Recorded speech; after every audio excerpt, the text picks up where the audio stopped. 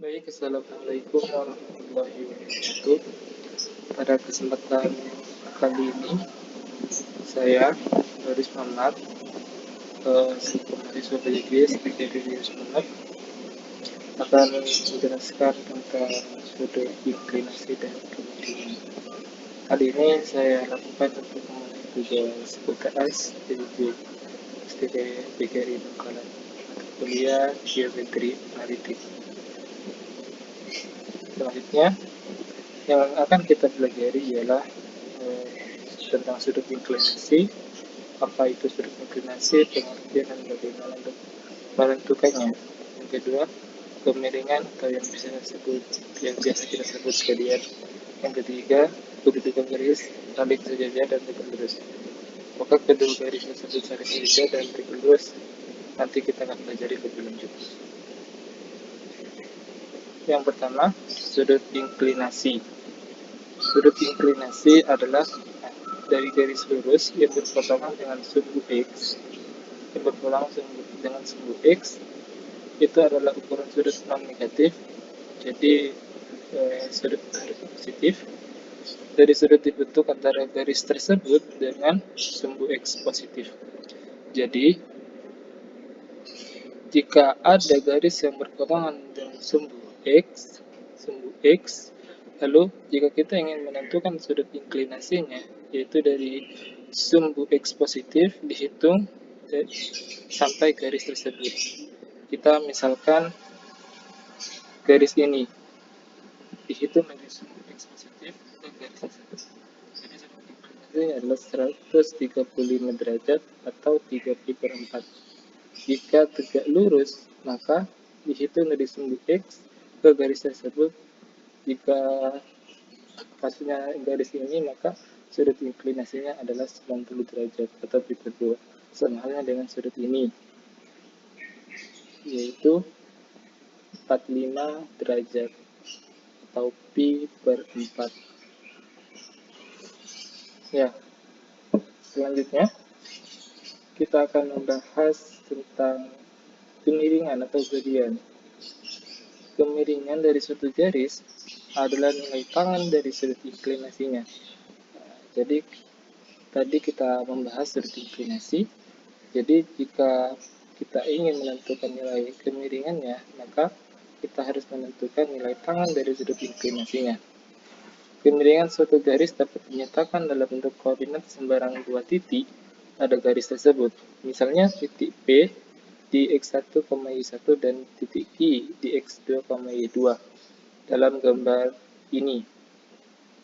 Maka kemiringan P1 dan P2 adalah nilai tangan dari sudut inklinasinya. Jika garis ini nilai sudut inklinasinya adalah theta, jika kita membentuk sedemikian hingga membentuk segitiga siku-siku, maka sudut ini setara atau karena sehadap. Sudut ini juga sudut theta atau sudut inklinasinya. Jadi untuk menentukan nilai tangan, karena nilai tangan itu adalah sisi depan dibagi sisi samping, maka untuk menentukan garis ini yaitu Y2 dikurangi dengan Y1. Untuk menentukan sisi sampingnya, X2 dikurangi X1. Maka untuk menentukan kemiringan P1, P2 adalah M gradient sama dengan nilai tangan dari sudut inklinasinya, theta, sama dengan Y2 min Y1 dibagi X2 min X1. Atau juga bisa kebalikannya, Y1 min Y2 per X1 min X2. Dengan syarat X1 tidak boleh sama dengan X2. Karena jika X1 sama dengan X2, maka akan setara atau sejajar dengan sumbu Y. Sumbu Y itu 90 derajat, dan sedangkan tan 90 itu tak hingga, jadi tidak memiliki nilai tangan, tidak memiliki nilai gradient. Kita berlanjut ke contoh soal. Terdapat garis yang melalui titik 2,1 dan min 1, min 3. Lalu kita tentukan gradien atau kemiringan garis tersebut. Nah, lalu kita kelompokkan. Kita tentukan dulu X1-nya berapa, X2-nya berapa, Y1-nya berapa, Y2-nya berapa. X1-nya 2, X2-nya 1, Y1-nya min 1, Y1-nya min 1, Y1-nya min 1, Y2-nya min 3. Jadi, M tan theta, Y2 min Y1, X2 min X1. Y2-nya berapa? Y2-nya min 1. Y2-nya min 3. Y1-nya berapa? Y1-nya min 1.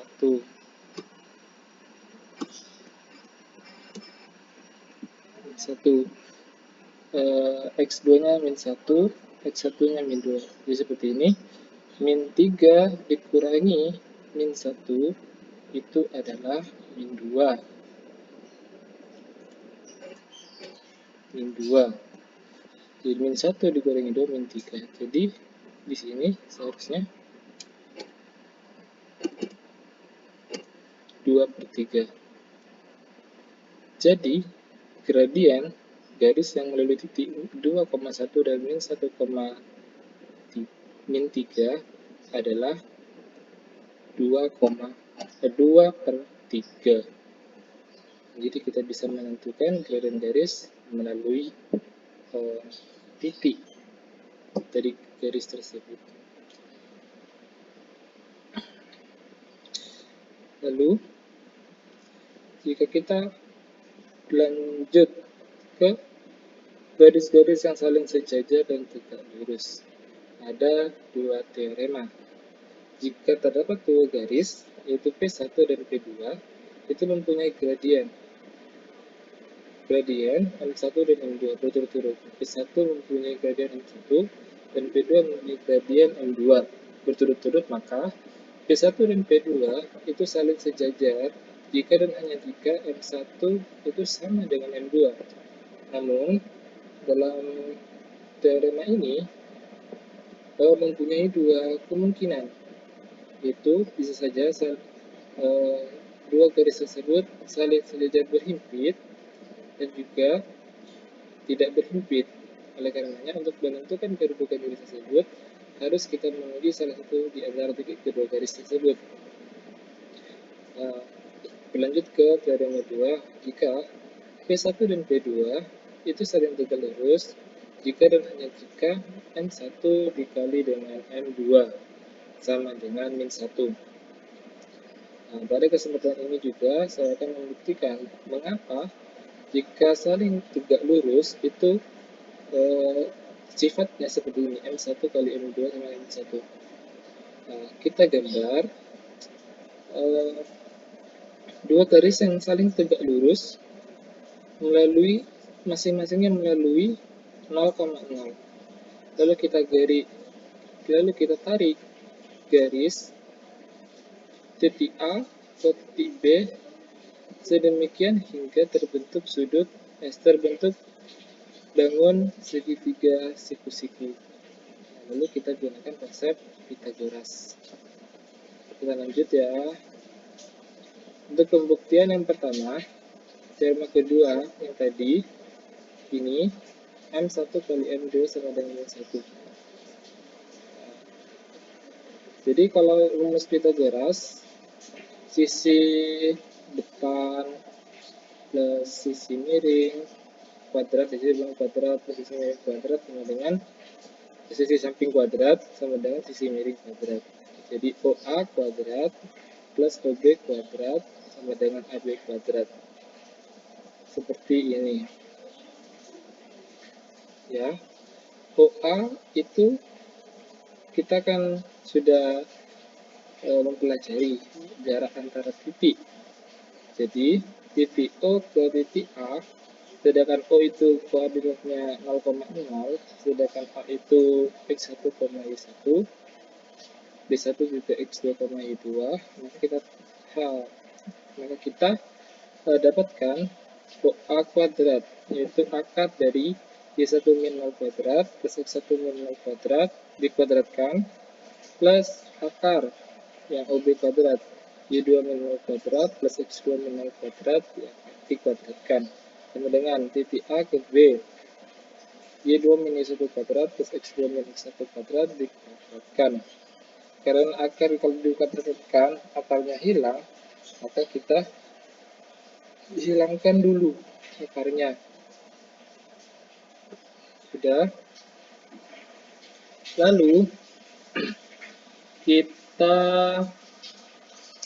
hasilkan, selesaikan hingga menjadi Y1 kuadrat plus X1 kuadrat plus Y2 kuadrat plus X2 kuadrat sama dengan Y2 kuadrat plus Y1 kuadrat plus X2 kuadrat plus X1 kuadrat min 2 Y1 Y2 min 2 X1 X2. Jadi kalau ada suku yang sama kita coret sehingga hanya tersisa 2Y1 kali Y2 plus 2X1 kali X2 sama dengan 0. Duanya kita hilangkan, keluarkan, dibagi dengan 0, sama dibagi dengan 0, duanya hilang. Terus X1 ini kita pilih luas. Y1, Y2 sama dengan min X1 kali X2. Lalu kita bentuk seperti ini. Y2 per X2 sama dengan min X1 kali Y1. Bentuknya kita ubah. Nah, jadi jika ini kita pindah ke ruas kiri, maka ini dibalik. Y1 per X2 kali Y2 per X2. Jadi sama dengan min 1. Kita tahu bahwa jika M itu kan nilai tangan dari sudut inklinasi. Sudut inklinasi itu adalah perbandingan Y per X. Jadi kita terbukti bahwa M1 kali M2 sama dengan 1. Lanjut saya akan membuktikan pembuktian yang kedua dengan menggunakan konsep sudut inklinasi yang tadi. Jika P1 dan P2 saling tegak lurus, ini tegak lurus. Tegak lurus. Jika dan hanya jika M1 kali M2 sama dengan min 1 dengan menggunakan konsep sudut inklinasi. Jika garis akan saling tegak lurus, maka garis kedua dilatasikan sebesar 90 derajat atau pi per 2. Jadi M1 sama dengan tan theta, maka M2 sama dengan tan theta plus pi per 2. Nah, kita akan menentukan yang M2. Jadi tan theta plus pi per 2 sama dengan ini konsep trigonometri. Jadi tan theta plus tan pi per 2 per 1 min tan theta kali tan pi per 2. Jika kita hasilkan pi per 2 itu, kita mendapatkan tak hingga. Jadi kita ubah bentuknya menjadi sin per cos. Sin per cos. Lalu kita kalikan dengan M, kita sederhanakan, maka nilai cos itu 0, nilai sin pi per 2 itu 1. Maka kita akan mendapatkan tan pi plus pi per 2 sama dengan 1 per min M.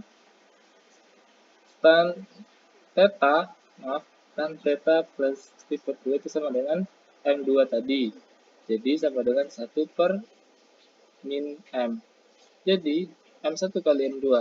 M1-nya kan tan theta. Dikali M2-nya ini. 1 per min M. Jadi kalau M-nya dicoret, maka hasilnya min 1.